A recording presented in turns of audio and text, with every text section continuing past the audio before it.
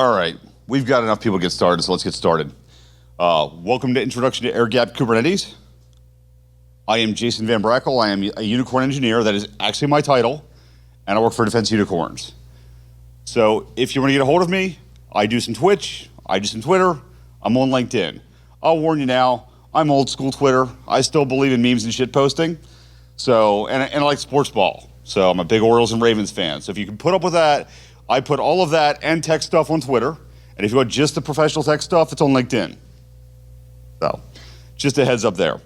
I'm hanging out on the Slack, the Kubernetes Slack. All right, well, it just says Defense Unicorns on LinkedIn. It's the only thing on the bottom there. So if there's anything cut off on the bottom, let me know. We'll handle it.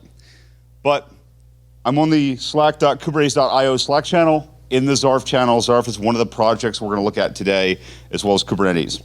So this is kind of broken up into three sections. First section is if you're a Kubernetes veteran, this will be review. Who here is using Kubernetes professionally right now in this room? Wow, that's pretty good. So this is the dichotomy that I see right now with Kubernetes, is there's a lot of people who've been doing this now for years and are really good at it. And then there's a whole lot of people who are just getting started in it and know zero. And there's not a whole lot in between. So I walk into a room, and I think in a room like you all where about a third to half of the room knows Kubernetes. And I was in Orlando 2 weeks ago, and none of the room of 50 knew Kubernetes. There was one. So we're in this weird space. So we'll talk about Kubernetes concepts. Then I'm going to give you a set of tools that if you're brand new to Kubernetes, they're the ones that will get you started quickly. They're not production ready, they're the get started quickly. So the only prerequisite you need for that is you have to have Docker installed. That's really it. So if you have Docker, you're good to go. If you have Git and Docker, you're good to go. And then I'll throw a little bit of the kitchen sink at you, and we'll talk about air gap. So that's kind of the three areas of this area, and then Q&A. So as I go, if you want clarification, I need to review something, raise your hand, we'll just take it, and QA is good at the end too. Like, I'm okay with this being free form, relaxed, learn as we go, that sort of thing. So what is Kube? It orchestrates containers. That's its job. That's really its only job. Now, there's lots of other things, but that's its main job, is you give it infrastructure and it spreads out your containers in your infrastructure. If you don't know what a container is, that's beyond the scope of this, but there's lots and lots of things on what is a container or building your own containers. Red Hat has a really good walkthrough on build a container from scratch. You can learn the underlying precepts of what happens in Linux. I won't touch Windows, it's another area as well. But it's complex. It's complex because it deals with scale. It deals with scale really well. So in the early days of Kubernetes, it was just, hey, here's how you learn Kubernetes.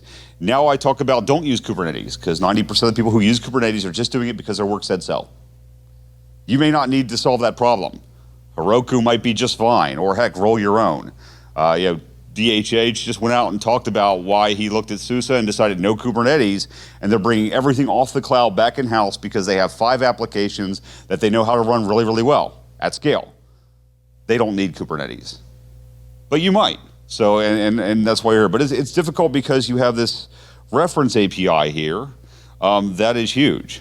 So if we go to the Kubernetes API reference and we look at all the different resources, there's a good 100 or so APIs.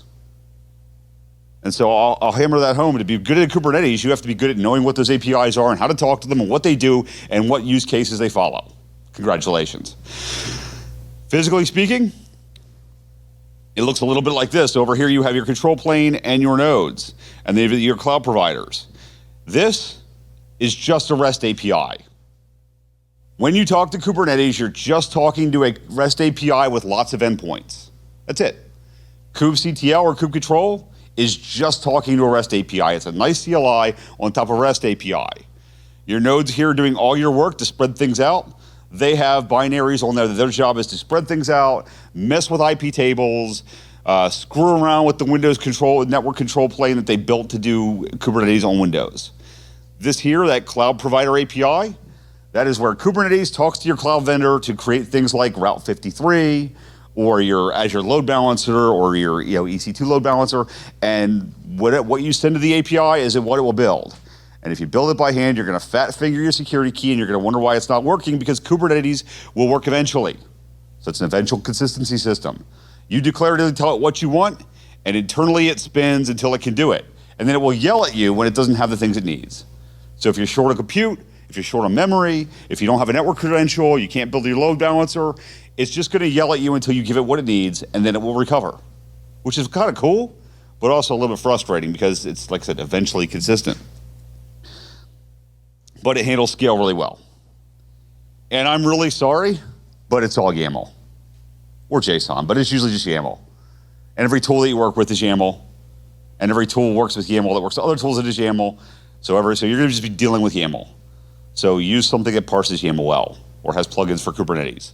Like VS Code works just fine. Excuse me.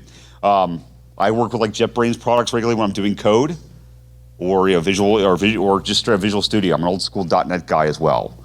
I made the mistake of leaving college during the .com bust, which just means I learned everything because that's what got me paid. So some days it was VB3, some days it was Delphi.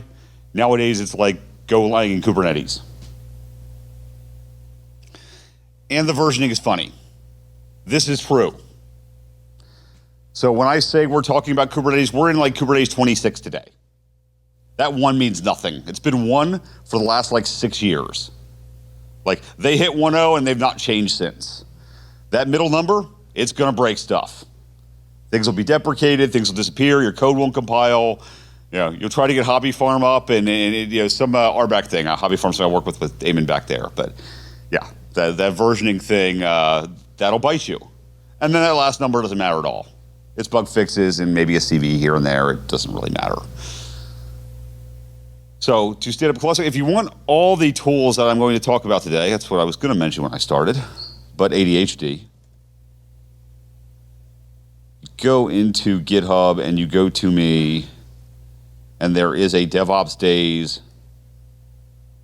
I think it's BHAM is the what it was called on Twitter, right? So yeah, if you go here, there's a quick, this slide deck is in there.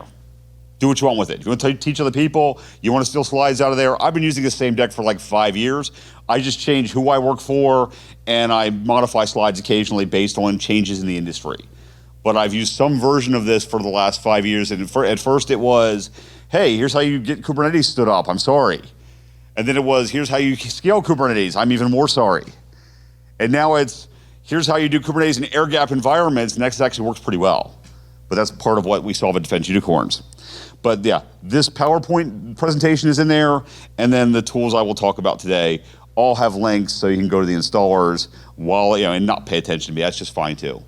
Oh, if somebody do me a favor, go to the back, take a picture of me, and tweet it to me, so that Defense Unicorns knows that I'm actually teaching here and not just hanging out at the local, you know, breweries and coffee houses.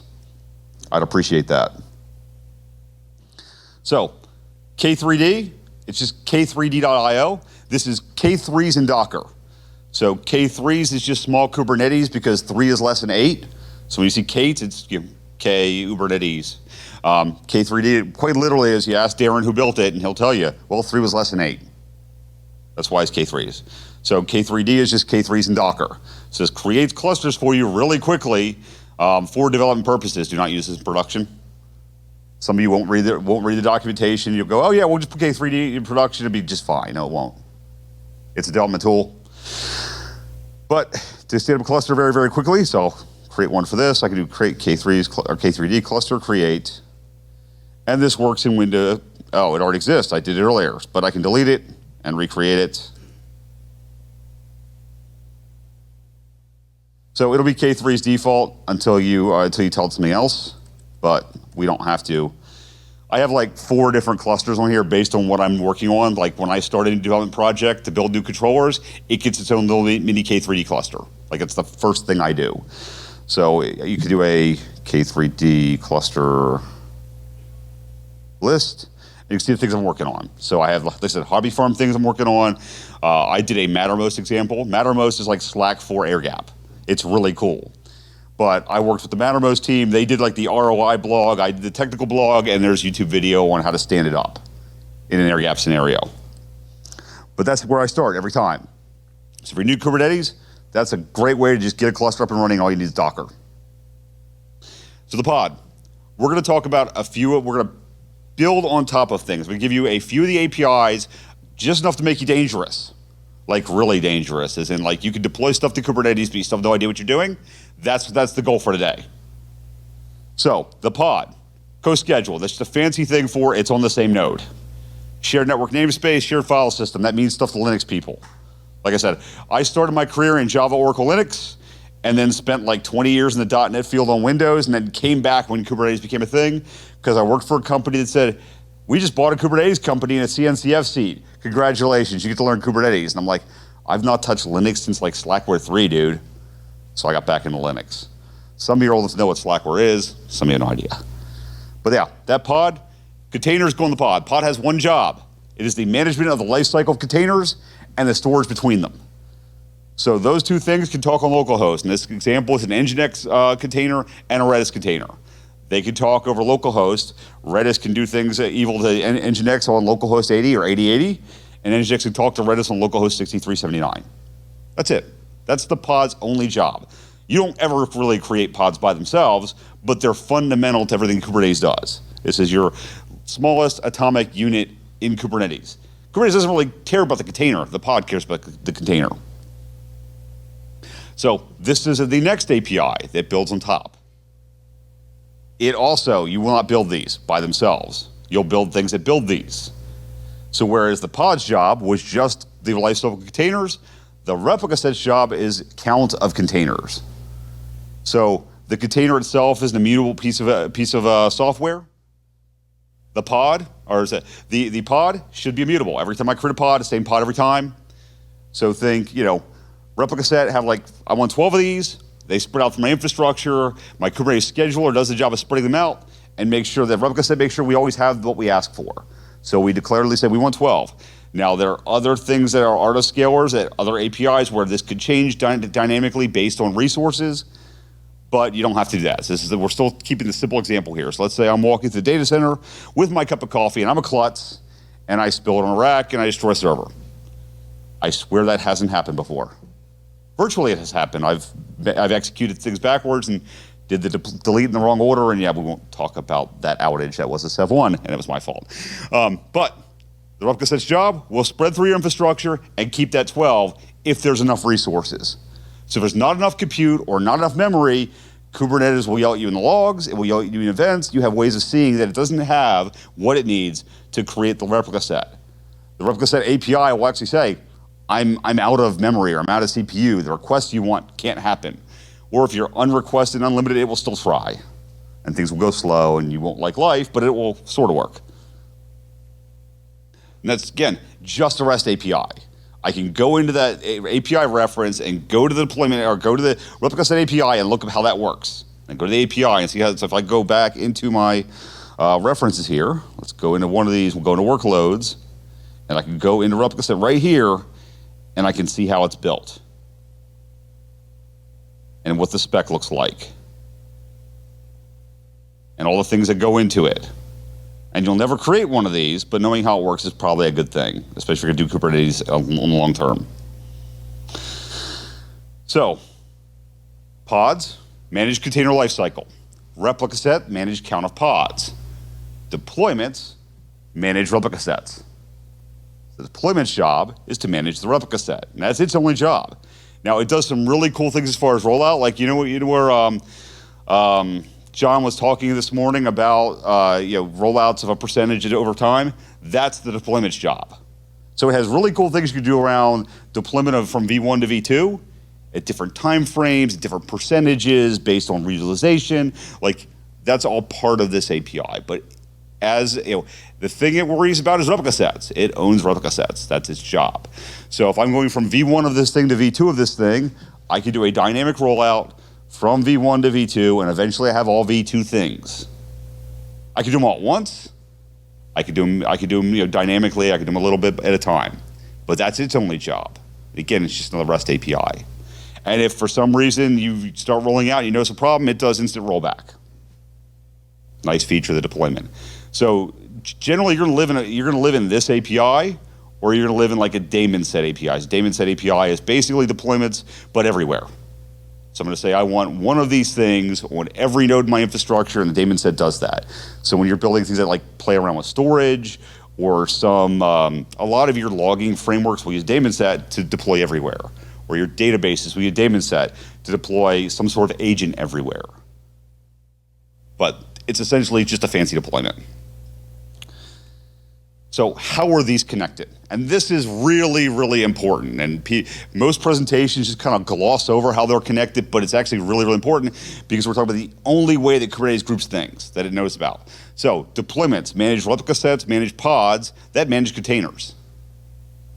The deployment and the replica set and the pod are all connected through what's called labels and selectors.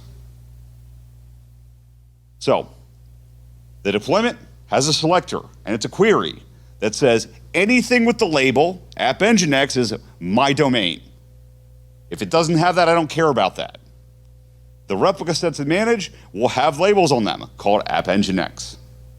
That's the only thing that connects them. If I take that replica set and I rip the labels off of it, the deployment will create more replica sets. The replica sets that are there will still exist and still do their thing, but they will be disconnected from the deployment and no longer managed by the deployment. So when you look at the Kubernetes API, if you call the API directly and you look at that replica set, it will say, I'm controlled by this deployment. Those pods will say, I'm controlled by this replica set. There are two types of labeling mechanisms within Kubernetes. We'll call them grouping mechanisms. They're labels and they're annotations. They are the same thing. They're just arbitrary key value pairs that connect one thing to another. All you have to know is that selectors work against labels and are things that Kubernetes cares about. So if it's something that Kubernetes cares about, the APIs care about, it gets a label. If it's some third-party tool, like a Zarf or a Rancher, then it gets annotations. So to give you a good example of that, let's say I want Kubernetes to create a load balancer for me and I'm working in EC2. I have multiple different types of load balancers I can use, regular versus elastic, different versions. The way I tell Kubernetes to go call the API differently is an annotation. I'll just tell it via annotation what I want that load balancer to look like when it hits the cloud. So that's why annotations are for other than Kubernetes. Is that clear enough? I just want to make sure, because this is the only grouping mechanism in Kubernetes. So if you don't get that, you won't get to see how things are grouped in Kubernetes. So I don't want to brush over that too lightly. And you notice here I faded out the containers because they really don't matter. Kubernetes doesn't care about them, the pod cares about them. And again, those labels, those key value pairs are arbitrary. The labels and selectors just have to match. And generally they all will, but I just want to hammer home, these are arbitrary. They don't have to match from the deployment to the replica set to the pod. They just have to match from the replica set to the pod, from the deployment to the replica set. So one of the techniques you use if you're manually playing around the Kubernetes cluster and you have a pod misbehaving, rip its labels off. It separates it from the service API that is sending traffic to it. It separates it from the replica set that manages it. You can still look at it and why it's misbehaving, and it will still be alive, but it'll be separated out from the other things happening. That's a manual thing. You wouldn't do this in production. You have an observability stack and things of that nature. But I'm playing around with code in Kubernetes, ripping labels off is a great technique. So let's take a look at one. I'm just gonna kubectl create a deployment. I might even have one in here. And then image equals, probably have one. Oh no, I did just delete this, and what did I do wrong? Oh, I didn't give it a name. My deployment. So we created this. So all those tools I put there, kubectl is like your default tool. It kind of stinks. It does everything, but it kind of stinks. I'm gonna recommend K9s. So K9s makes your life a little bit easier because it lets you navigate through your cluster. It's still in a CLI, but in a prettier CLI. So if I want to look at any certain API, I hit colon like I'm working in Vim, and I'd start typing in the name of the thing I want to look at. So let's look at my deployment. This gives me all the deployments in my namespace. Let's talk about namespaces for a minute. Namespace is just a separation of things. There are different ways to, it's a logical and physical separation of different things. So when I create, we'll talk about services in a second. But when I create them, they're named by their namespace, by their name, and some domain internally to the cluster. So this namespace separates one thing from another. And even when you go into like network policy APIs, you can actually separate ingress and egress, which is the fancy words for traffic goes out of this and into this, by their namespaces. And you can also do it by selector. Network Policy API is one of the few places that isn't purely namespace oriented, or purely label selector oriented. It can also be namespace oriented. But I can go into my deployment and I could do a D for describe, and I could see, just like I would do a kubectl describe deployment, and you can see down here, in the selector, app equals my deployment. All that says is, I'm concerned about things that have a label called app equals my deploy. So if we look at the replica set now, and we have this one that was created. So I went into the pod. Let me describe that. And we can see here, it automatically created all this for me. All I did was create the deploy, it created replica sets create pods. We can see here, this has its own labels. That's how the deployment knows that it belongs. And it has its own selector. Where's that selector? I'm not seeing the selector. Oh, there it is right up top. So it has one that it created and one that it uses to manage the underlying pod. So if I were to go into that pod, just to beat the dead horse a little bit, and describe that, I can see here, its label is at my deployment. So if I were to actually go and, let's edit. I haven't tried to edit in here. I don't have an edit here. Let's go, where is the, E is for edit. And let's rip its labels off. And we'll rip the pod hash off. And, oh, it didn't, oh yeah, it did, where's my quit? What didn't it like? And it should, if it actually did the edit. Did it do the edit? Oh, it didn't like that. Well, if it allowed me to do the edit, something's keeping me from doing the edit, it would just go ahead and create the pod. The replica set would say, oh, you asked for 1, you have 0, because I don't see anything with those labels on it, and I'll just go create another one. If I did the same thing with the replica set, same idea. I'm not sure why it didn't let me edit that, but not important as long as you get the concept. All right, so we've talked about things that all do on workloads right now, but we haven't exposed those workloads at all.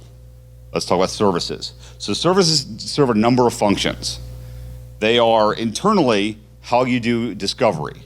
So for every service you create, you'll get an internal DNS. So when we look back at those pods, let's see, where was that one? Core DNS. That is an internal DNS for Kubernetes. Every time you create a service, entries get in core DNS that handle the routing for service to service. So if I were to create an Nginx service, I would have a default.nginx.cluster.svc.loa, something like that, or some default domain. But I could just call it by its namespace name. I could say default.mydeployment, default.nginx, and it will navigate to there. And it doesn't actually matter whether the pod is in the machine you're calling or not. So this provides a consistent endpoint for a group of containers, again, based on their labels and selectors. That's why these labels and selectors are so important, because when you create services, they're also attached to these labels and selectors. You have different types. There's like 5 or 6 of them. Most of the time you'll be using one of these 3. Cluster IP means I'm just creating a DNS entry inside of my cluster. That's it. That's all it's good. You're not going to expose that to the outside world. There are ways of doing that, but in a production scenario, you're not going to do that. Node port, we'll talk about that, and we'll talk about load balancer. So node port is quite literally all the ports, the same port on every node. So if I create a service with a type of node port, it will expose that application, regardless of IP, at 32,000. And it doesn't matter which server I hit, because under the covers, Kubernetes things are modifying either your IP tables, your physical routers, your IPVS. It just depends on how you have Kubernetes set up. Like there are types of Kubernetes that will like physically modify the configuration of your Cisco routers to do this. By default, it's just IP tables routing. So modify the IP tables routing so that if I hit this server right here, it'll still navigate to one of these pods. It has different strategies for doing that. I think by default it's still round robin, but I haven't looked at the deep configuration of that in like 2 or 3 years. But there are strategies for how that routing happens within the service.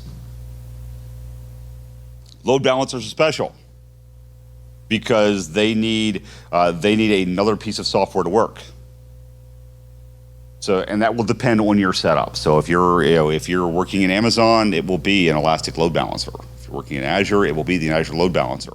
If you're working internally, it'll be whatever you installed into the load balancers. There's lots of ways to do load balancing inside your organization. If you're in a big enterprise, you could tie Kubernetes into your F5 and use your F5 as a load balancer and do dynamic reconfiguration of your load balancer from Kubernetes. It's a pain in the ass to get set up, but when it works well, it works well. It's just a pain to get set up. All this does is this says you hit the load balancer, and the load balancer then behaves just like a cluster IP after it hits the load balancer. And again, it could do the thing where it spreads over here, and the routing tables will then send traffic to the other nodes.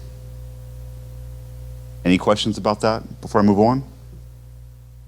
And again, those services are connected to the underlying pods by their labels. The service has a selector that sends traffic to the pod based on the label. That means when I do a V1 to V2 deployment, like the earlier example, that means I can have traffic being split to different versions of my containers. So I can test out a percentage of V2. I can see how it behaves in production. I can do experiments on my users. You ever notice how Amazon, like that price will change on you dynamically? You get a card update and says your price changed. That could be just to you. That could be to your neighborhood. That could be your state. That could be based on something they know about you. Like Google knows when you go to the bathroom. So does Amazon, because of how you use your phone. They might know how to market to you while you're in the bathroom.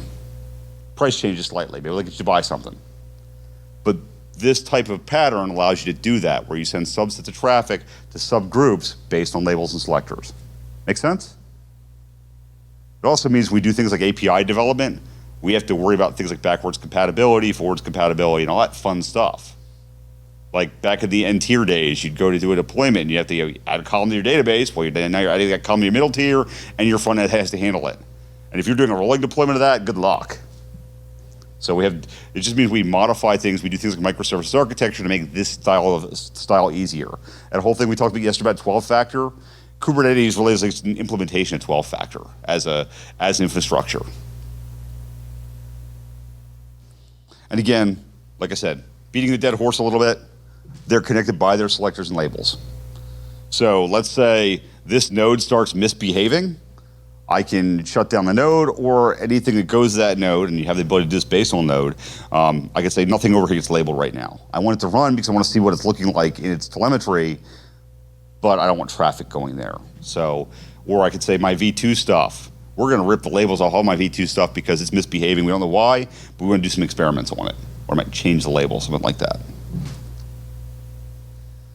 So now we're in a different set of APIs. We've talked about workload APIs. We've talked about exposure APIs, ways to actually talk to things.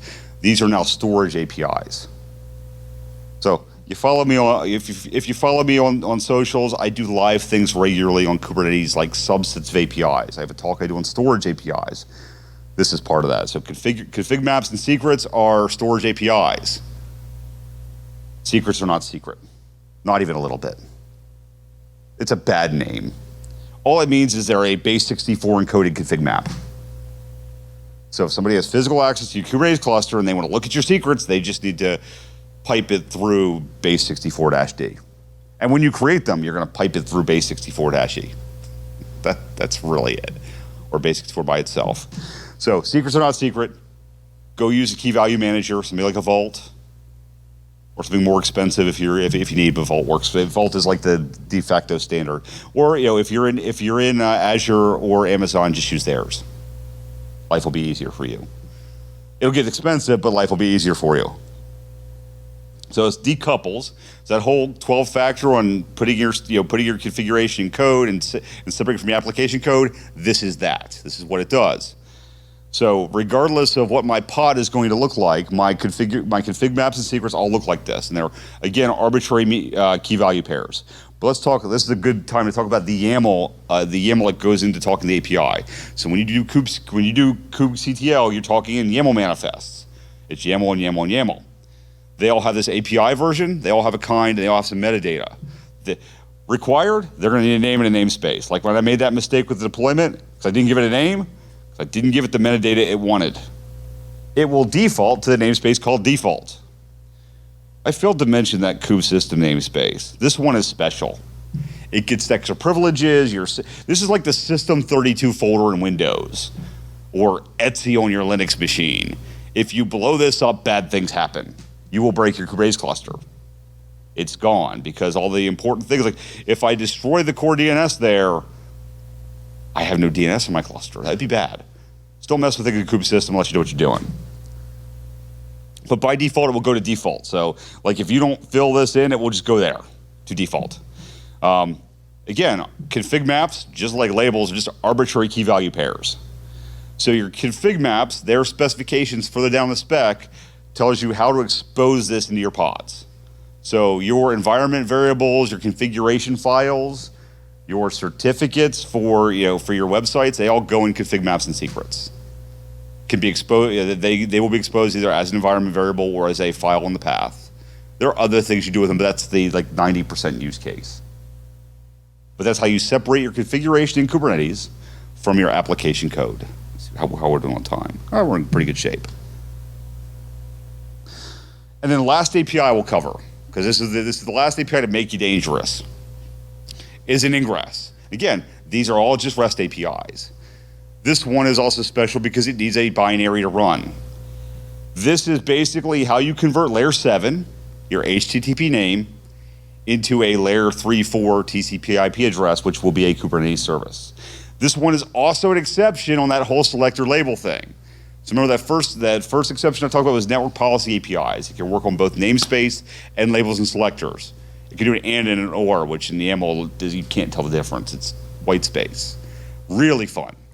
The ingress is another exception. It will talk to the service by its name. It's not a label and a selector, by the service name. Oh, and it's even more fun because it has to be in the same namespace as the service. So the ingress API will live somewhere in the same namespace as the services it talks to. But the ingress controller, which is a separate piece of software you'll install, can live anywhere. Yeah, I can see the, huh? Yeah, it's like that. Ingress is usually implemented by some other load balancer, that being something like an Nginx or an HTTP proxy or your AWS ELB. It works closely alongside the services APIs, especially in the cloud. So its job, it again has one job. It converts your layer 7 address either by its domain name or by its resource, and converts that to your service. So it's going to point to that service by its name. So when I create my services, when I create my ingress APIs, I'm going to say this route matches to this service name, and they have to live in the same namespace. Otherwise, you'll just get a 404. So, question?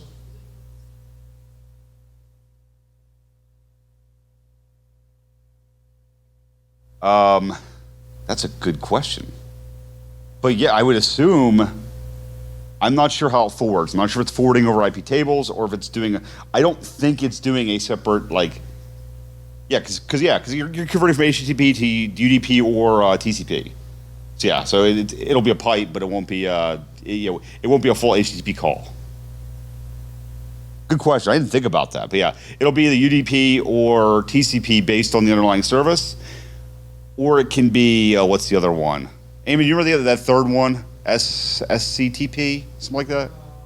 I've never used it in production, but I've talked about it like every time I do this talk. So yeah, there's a third option that was experimental like 2 years ago that's now in Kubernetes, but I've never had a need for it. So. Oh. Yeah. So yeah. I'll talk about in a second some of the architectures you see based on how chatty everything is. So that's one of the things we'll make sure when we talk about architectures. Make sure everything internal to Kubernetes is talking on private IPs. Because if it talks on public IPs, it gets really expensive because of how that price goes. Yeah, good point there. So this is what the big picture might look like. This is a small Kubernetes architecture. I haven't talked about DNS because I do a whole talk on what's called external DNS. This is a sub-project that uses that cloud provider API to actually make DNS entries on your behalf. So I might annotate a service, and then Kubernetes will use the cloud provider API to create DNS entries. So Route 53, Azure DNS, Cloudflare, Like you do Cloudflare DNS from Kubernetes. So your client makes a request, it hits DNS, and it gets the load balancer. Sometimes it'd be a set of load balancers, but it hits the load balancer functionality that is being created by Kubernetes. That then in turn is talking to your ingress controllers. So this dividing line here is because there are thought processes around how to architect this.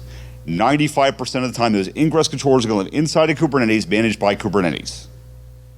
You can put them outside of Kubernetes because it is a separate piece of software. You can have Nginx or HA proxy running outside of Kubernetes. Matter of fact, sometimes when you're using your cloud provider load balancers, they're outside of Kubernetes. So you're going to see both patterns in the wild. Another thing that companies will do is if they're doing ingress controllers, they'll do ingress controller nodes. That their only job is to handle ingress because of the amount of connectivity they get. So you'll see that pattern as well. So I put that dash in there to remind me to talk about that. Because architecturally, that's one of those things that comes up pretty constantly. Those ingress controllers then go to services based on the service name.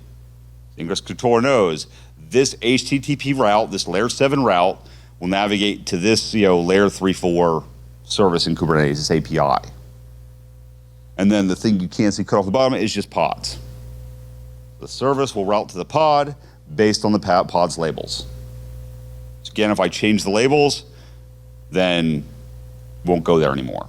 And then this default backend, it just means you gave it a route that it didn't know. So the default is Nginx has a default backend, just gives you a lazy 404.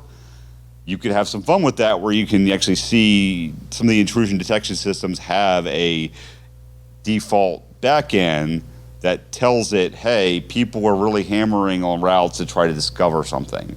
And they'll actually look at, known vulnerabilities like Istio saying, oh, they're trying to hit Istio routes that should be private, that the default configuration is public.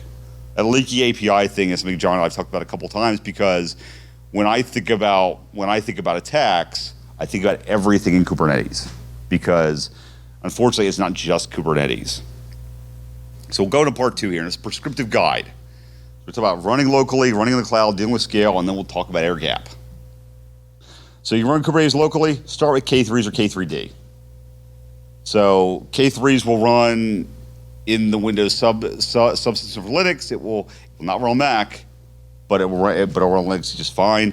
And then K3D runs everywhere.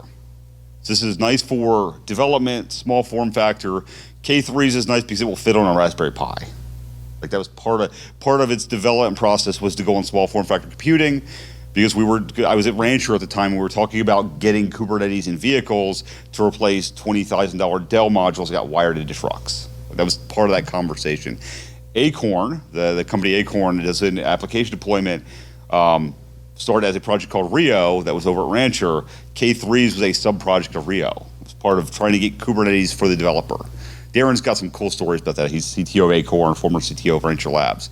He's done some interviews about that recently that are really interesting. And then consider it later, Rancher's really nice. Now, I worked for Rancher for a while. It is still a great way for managing multiple clusters. Go talk to the Spectral guys out here too. They've got a nice system. A lot of developers who worked for Rancher now work for Spectro. So I have former colleagues that work there. They have a nice system as well. And then Docker, I can go into Docker to a drop down and just start a Kubernetes cluster. Doesn't work half bad. And the kind is like K3D except just upstream Kubernetes. And then Quack is Kubernetes without kubelet. So kubelet is what does a lot of the management of the nodes. Quack is about creating a bunch of fake nodes in memory to do massive scale testing. So these two aren't production at all, but are cool for testing areas as you get more comfortable with Kubernetes. These are other options.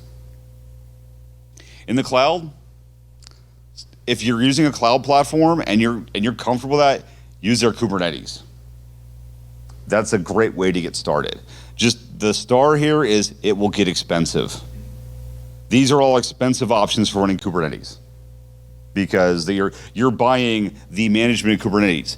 And I put the star there also because if you're going to tackle Kubernetes on your own, it's also going to get expensive.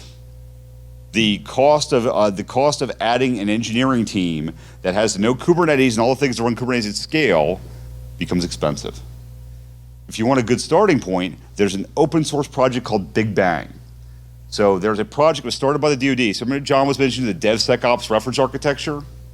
That's been implemented by the DoD. It's a project called Platform One. Platform One created 3 sub-projects that all deal in Kubernetes. First one's called Iron Bank. Iron Bank is hardened controllers. So teams of security experts went into the controllers, took the default controllers and said, let's lock these down. These are lockdown controllers. If you don't want to go use Iron Bank stuff, go use what ChainGuard is building. ChainGuard builds distroless, highly secured containers that you can start with that are configured out of the box to be secure. That'd be my 2 recommendations. Second project was called Big Bang. So Big Bang is Kubernetes and all the things you need to run Kubernetes at scale for your software developers. So observability, service mesh, all of those things. It's a nice starting point. It'll take you a couple weeks to figure out how to get it up and running. If you know Kubernetes, it'll take a couple months if you don't. What I would suggest is I'm going to suggest you actually use the thing we're going to talk about for area called Zarf because it knows what Big Bang is. We recently added Big Bang as a noun so that you could say, I want this version of Big Bang with this version of components that takes what was a 2 to 3 week manual process and squeeze it down into about 45 minutes. And that's just how long it takes to download and run because it's like 10 gigs altogether. And then if you're not using one of those cloud providers, configure DigitalOcean or Linode. They're lower cost, they're aimed at the developers, their APIs are a lot simpler than the Amazon API. Like the DigitalOcean API key, you have a read key and a write key. That's it. You don't have the fine-grained controls you have at EC2, which you need at scale, but if you're just playing around and experimenting, DigitalOcean's nice for that. Most of my experiments go in DigitalOcean. I'm gonna caution you on Linode. Now, I've got a special place in my heart for Linode. They have a great cloud platform and a good Kubernetes platform. I ran Kube Philly for 5 years. They sponsored us. They gave us space. Their meeting, I have a soft spot for them. They got bought by Akamai. Things have changed already, and it hasn't been that long. Things have broken in production where we've just had outages with no explanation. So I'm putting the caution there. See if they keep their culture after having been acquired. Because a lot of companies get acquired, lose their culture, lose their soul, or both. Not looking at you, Sousa. I'm kidding. Eamon back there, he and I were field engineers at Rancher together. I worked for RGS as well and Rancher Federal, so I have friends there. I like poking fun. So deal with scale. Pick a framework you like. There is Elk, which is the Elasticsearch stack. There is PLG, which is the Loki Promtail stack. These stacks deal in logging, monitoring, metrics, tracing. I'll just let you know, so there are 2 flavors of Elk. There's Elk, which is Elasticsearch Logstash and Kibana, and there's EFK, Elasticsearch FluentD and Kibana. FluentD takes up a lot less resources than Logstash. Logstash has more features. PLG is newer, and this is Promtail, Grafana, Prometheus, and a few other things that they do. This thing is a lot more efficient than the Elk stack, but it's also newer. So when we do Big Bang out of the box comes the Elk stack. When I want to run it on my laptop, I use a PLG stack. My very nice couple $1,000 MacBook is still not big enough to run Elk. So just know PLG might be where you start. But as you get into observability and tracing and metrics, you're gonna need one of these stacks. Or you're gonna buy as a service. Like there are the software as a service offerings for this stuff that work pretty well. But pick one you like and don't over alert. Because alert blindness sucks. Getting 1 million emails a day from your alerting system that tell you nothing and don't allow you to fix anything just means you're alerting and wasting time, energy, money, all of the above. So let's talk about packaging and supply chain security. It's the air gap part. We're moving to part 3. Start with ChainGuard images if you're coming just from an open source scenario, or look at what Iron Bank is doing. Because most of the images out there are built for ease of use and not for security by default. That's a big problem in our industry. So John spoke this morning. I ran into it at Raleigh last week, and I said, I've been into Toyota and Lean and DevOps and all the platform engineering, and I've been into this stuff now since like 2004, trying to make developers' lives easier. And we borrowed these things from manufacturing. That book, The Goal, that Justin was talking about yesterday, it's worth your time. So everything we learned about doing good software, we learned from good manufacturing. So I asked John the question last week. I said, what are we missing from manufacturing we haven't picked up on yet? I've asked this question every conference from people who I know who are principal engineers and have decades in the industry. He said quality. If you look at the insurance industry, if you look at the healthcare industry, if you look at manufacturing, they all have C-level executives where quality is job one. Like that's their job. We don't have that here. So understand that you're probably working in an organization that's going to pressure you on deadlines and on quality. So start with quality, build quality into your processes so that it doesn't come back to bite you hard. Because speaking as a guy who has cost companies into the millions before with mistakes. Because when you think about a startup like Rancher, we're really big, we're about 150 people. If we had an outage where nobody could get their work done, you're paying 150 people to sit and do nothing and not produce for as long as that outage is. Now scale that up to one of the big banks, or heck, Twitter. Twitter had an outage last week or the week before because of certificate rotation. And you're laughing because you had the same mistake, haven't you? Where all of a sudden your infrastructure stopped working because you didn't rotate the certificates in time. Yeah, I've done it too. Matter of fact, when Rancher first came out, when we hit our 1.0, when we had 1 year for Rancher 2.0 for the first release, a month before we started alerting customers, hey, that first release, all your certs are about to expire. Hey, run these scripts against your Kubernetes cluster so you rotate your certs. Hey, you should really upgrade because the new version will automatically rotate those internal certs for you. What happened that day? Lots of emails and calls about broken clusters because their certs expired. And we were prepared, we knew it was going to happen, so we had a backup for it, but it was a painful backup. So, build quality in. So let's talk a little bit about Zarf. This is where we talk about air gap. Zarf, its use case is quite explicitly, and this is a use case we have solved. You're in a secure environment. For you military types, think IL-6, that means something to you. You are building software for systems that will go into the battlefield. And you're building your software and you're going to deploy it to Kubernetes in the battlefield. And there are some great papers. If you search DevSecOps Colonel Bridger, DevSecOps Lowry, there are great papers that talk about the cost of DevSecOps, the cost of the way of doing business for the military versus DevSecOps and why DevSecOps is better. Platform Woman was developed based on that research. Colonel Lowry, I think it was Colonel Lowry, one of them, did a Naval War College dissertation on this problem. So today, you can use Zarf to package your applications, walk it over the air gap, walk into a submarine, and install your software. That's the goal. Actually, it can also install Kubernetes for you. So that is the point of this open source project. So I work for Defense U-Corps. This is our project. It's 100% open source. It's being used by the military right now. It's being used by Microsoft right now. I've had conversations where somebody goes, oh, I know Zarf and Defense U-Corps. I had no idea they were using it. Like the Azure Data Edge team came, hit us up on GitHub and say, we're having this problem. We're like, you're using Zarf? So fully open source, will always stay open source. We make our money by selling support and solving DoD problems.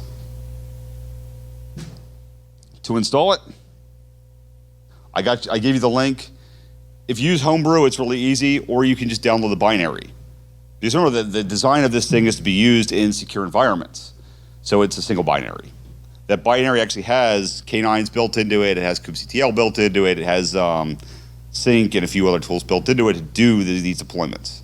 It does SBOM as well. I have a whole talk on software supply chain. If you want to learn it, I'm constantly working on our docs. It's one of my jobs to go through docs to make them easier for developers. So Kubernetes has been built for operators. It's built with an operator mindset, but developers are now expected to use it, and that's what I've done most of my career. I don't have a background in network engineering. I don't have a background as an admin. I did that in college to learn it. But I've spent my years as a developer, so when I read this, I read it as in, can my dumb developer brain figure this out? Because I'm the lazy developer who makes all the mistakes and executes things backwards and makes everybody else's lives harder. That was my job. So I'm pointing out the walkthroughs because this is where I'm working constantly now to make these easier. So if you were like say, hey, how to create a Zarf package, you can go through the Zarf package create. This might be an old one because this is no while. I'll use one of my new ones here. Let's see, which one did I, this one I was, so I'm actually gonna walk through this today with y'all, but if you want to come back later and do it again, these are quite literally, it should be, this is how you do the walkthrough step by step, and this is the expected outputs. And if you want to just listen to me talk about it, let's turn off the focus thing. Focus thing keeps me from surfing Twitter and YouTube when I'm trying to focus. Yeah, you can hear me. So if you want to listen to my annoying voice in my office, showing you a walkthrough how to do things, it's in our documentation. That's intentional. We want to try to make this stuff easy to use. So once you install Zarf, I'm going to say the best way to do it is just go grab the Zarf code off of GitHub. So that is github.com/defenseunicorns/Zarf. And go ahead and clone the code. The examples are in there. They should be fairly useful examples, like that Big Bang one I talked about. If they're not useful, let me know, and I'll just rewrite them. Because I came in, there were already examples available. Like what I'm working on now is the OCIO walkthrough. I'm finishing that next week. The Big Bang walkthrough, I'm doing right after that. Because I want all this stuff to be easy for you to get over time. So if it's not useful and if it's not easy, then it's not right. Because it should be easy, useful, highly secure, make your job better, reduce your cost of developing software. So I already have this because I work in it just about every day. Oh yeah, just like VI and you could colon for everything, it's also colon Q to quit. So if you're a VI person, that should feel comfortable. So I want to navigate down. So I always use my source directory and I match whatever I'm working on. So you'll see I have, for any GitHub thing I'm working on, there's a matching directory, Defense Unicorns and Zarf. And let's take a look at one of our examples. And I'll use our easiest example. It's also one of our most fun. It's called the DOS Games example. And we'll navigate in this in VS Code because I'm going to use this to show some of these basic Kubernetes paradigms and then a Zarf package paradigm on top of it. We've got 7 minutes. We'll go a little bit over, but like I said, we're butting up against lunch. So if you have questions, feel free to hang out. So before we go to the Zarf package, Zarf is designed to do more YAML. Like I said, it's YAML and YAML and YAML, I'm sorry. And that YAML is Kubernetes manifests, Helm charts, which is another application deployment mechanism, data scripts, arbitrary scripts that run inside of your Kubernetes cluster, like you name it, it can go in there. And things like, so in this case, we have our Docker file. If you've not seen a Docker file before, it is just instructions to the Docker engine how to build out your container. So when I do a Docker build against this, every time it'll be the same thing. Lots of good, easy tutorials on that for getting started with Docker and Docker files. You can see here, it's creating the binary, it's grabbing some stuff off of GitHub, it's pulling all the zip files for all the games that we're going to show off, and then an HTML file, and then saying from scratch. That just means I'm an empty OS container that with no OS attached to it. You'll use it from Alpine, or from Ubuntu. All it means is that the underlying container engine is going to mimic a Ubuntu or Alpine OS. So the expectation is that your container will have enough of that operating system to run properly. From scratch says you have nothing. So we're going to throw the site in here, we're going to throw the binary here, and we're going to create an endpoint and expose port 8000 inside of the container. And the HTML file looks like any other HTML file if you've done HTML before. Nothing fancy here. We have that deployment. So this is a full deployment spec. I could execute this against Kubernetes now and it'll just work. And I'm saying, you can see here, I have selectors. I'm looking for things that have app game on them. And then the template is all the replica sets I create will match this template, and the container and the pods will match that template as well. So you can see here, the labels in the specification. The selectors match the labels. If you didn't do this, you'd break things quickly and you'd have out of control replica sets. It's a really interesting foot gun. So a foot gun is something you trip over and you'd shoot yourself with. But it's right there, baked into the spec. That's why I'm pointing it out, so you don't trip over it. And then you have this is basically the pod will be written based on this spec. You see here I give it a name because I need a name. It's part of my metadata. I have a container image. That could be, so if you don't give it a URL, it'll go to Docker Hub. But you can run your Docker registry, you might be running Harbor, you'll put that on the front too. Zarf doesn't care. Again, Zarf will automatically package together the air gap. And again, we have our ports in our pod that we're exposing so we can talk to them. So this will create a service that talks to that pod. So that container port says, my container is exposing 8,000, I need a TCP exposure for this pod. And that just tells Kubernetes to make sure I can get to 8,000. And they have resource requests. This is a subset of the API. Limits, tell the Kubernetes scheduler that if I violate that limit, you can rip my head off and restart me. It means there's something wrong with how I'm running, so I'm a little out of control, and feel free to let me keep running, but if you don't have resources, rip my head off. And this, I'm telling you, is what I need to start with. These are kind of arbitrary, and these can be done dynamically as well with other tools. And then our